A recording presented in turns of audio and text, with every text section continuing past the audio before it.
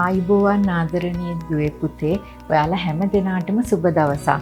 අදත් අපි සතුටෙන් එකතු වෙලා ඉන්නේ ලස්සන ඔරිගමි නිර්මාණයක් කරන්න.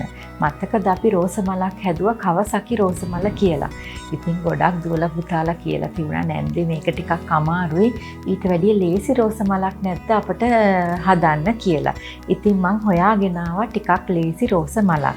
මේක අපි කලින් හදපු මලක් විදිහට හදන එකක්. බලමු මතකද කියලා. හරි. ඒකට මෙන්න මේ වගේ රෝස මලක් තමයි අපි දැන් හදන්න යන්නේ. ඒකට කොළ දෙකක් කැමති නම් 3ක් යොදා ගන්නත් පුළුවන්. අපි මේක හදන හැටි බලමු. මේ කොළේ අරගෙන මෙහෙම දෙකට නමන්න. ඊළඟට ආයෙත් දෙකට නමන්න. ආයෙත් දෙකට නමන්න. ඊළඟට දිග ඇරලා මේ පැත්තටත් මේක මෙහෙම දෙකට නමන්න.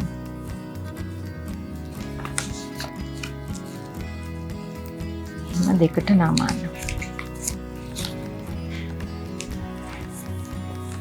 මෙහෙම දෙකට නමන්න. ඊළඟට මේක දිග ඇරලා මෙන්න මේ කෙළවරවල් ටික මෙන්න මේ මැදට නමන්න.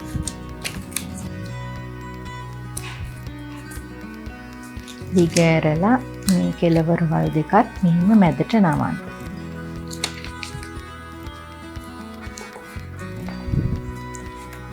ඊළඟට අපි මේ පැත්ත හරවලා අපි මතකද අපි මේ කෙළවරවල් දාර 4ක් තියෙනවනේ. අන්න ඒ නමපු පැත්තටම පැත්ත මාරු කරන්නේ නැතුව නමපු පැත්තටම අපි නැමුම් පාරවල් දෙකේ තියෙන පැත්තටම තද කරනවා. තද කරනකොට මේ බලන්නේ මෙතන මේ කොටස් 4ක් එනවා. උඩට ඉසිලා අපි ඒකෙන් මෙහෙම එකතු කරනවා. අපි මේ වගේ මල් මීට කලින් හදලා තියෙනවා. හරි. ඊළඟට මේක මෙතනින් මේක මෙන්න මේ පැත්තට නමන්න ඕනේ චුට්ටක්. මේකත් මෙහෙම පැත්තට පොඩ්ඩක් නමන්න ඕනේ. ඒක හරි කෙලින් නමා ගන්න නැත්නම් පෙත්ත ඇද වෙනවා. ඊළඟට මේකත් මේ පැත්තට මෙහෙම නමනවා. මේකත් මෙහෙම පෙත්ත මෙහෙම නමනවා. ඒ ගානටම මේකත් පෙත්ත මෙහෙම. මේකත් මෙහෙම.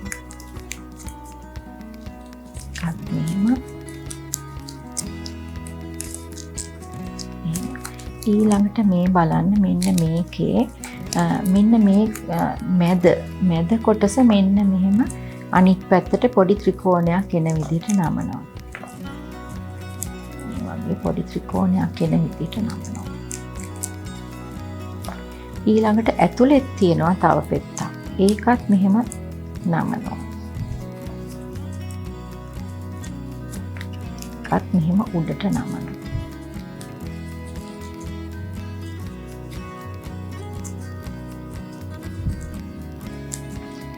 ඊළඟට මෙන්න මේ මෙතන තියෙන මේ කෙළවර මෙතන ඉඳලා මෙතනට ඉරක් තියනවා කියලා හිතාගෙන ඒක මෙන්න මෙහෙම නමන්න.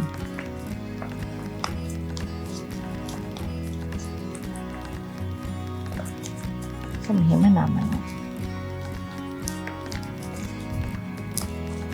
අපිට ඒකේ මේ පෙති ටික රෝස මලක වගේ හැඩය ගන්න ඕන නම් අපිට පැන්සලකින් හරි කතුරකින් හරි චුට්ටක් මේක මෙහෙම අර පෙත්ත හැඩ කරගන්න අපට පුළුවන්.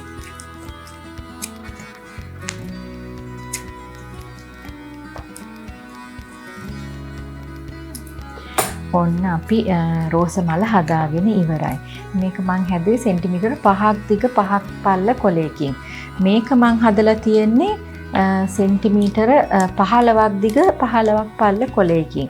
මේක මං හදලා තියෙන්නේ සෙන්ටිමීටර් 20ක් දිග 20ක් පල්ල කොලයකින්. එතකොට ඒ 15ක් දිග 15ක් පල්ල කොලයකින් හැදුවොත් මෙන්න මෙහෙම එනවා. අපිට පුළුවන් මේ තුනම එකතු කරන්න. මේ තුනම එකතු කරලා මේක උඩ එකක් තියනවා. තියලා අලවනවා මේක උඩ තව එකක් තියලා අලවනවා. එතකොට අපිට පෙති ගොඩාක් තියෙන රෝස මලක හැඩය ගන්න පුළුවන්. මේ බලන්න. ඒ වගේ තමයි අපි මේක හදලා තියෙන්නේ. අපි අලවලා බලමුද? හරි.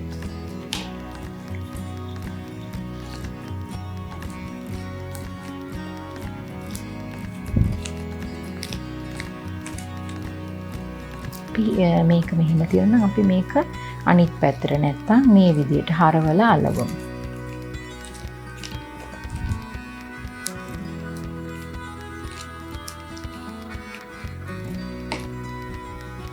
මේක අපට පාටවල් අඩු වෙන හැටියට එහෙම නැත්තම් පාටවල් වැඩි වෙන හැටියට හදා ගන්න පුළුවන්. ලස්සනයි නේද? කවසකි රෝසමල තරම් අමාරු නෑ නේද මේක හදන්න?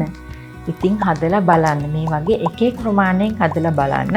හරිම ලස්සන රෝසමල් ගොඩක් හදන්න පුළුවන් මගේ දූලා පුතාලට කියලා මම දන්නවා. එහෙනම් ඉතින් අපි මේ වගේම ලස්සන නිර්මාණකින් ආයෙ හම්බෙමු. ගිහින් ඉන්නම්. ආයිබෝවන්.